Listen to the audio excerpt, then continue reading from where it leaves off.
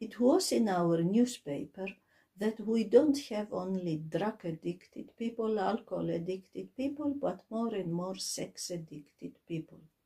Many people don't understand. If you look movies, and most of the movies are dirty, you see sexual things, then don't wonder if in the night some demons will visit you.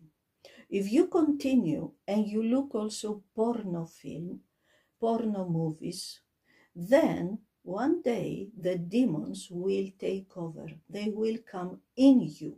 And then they want to make sex more and more and more. And you don't have the control and you are suffering and you will destroy your life. You need deliverance of demons. You need help. Look for help.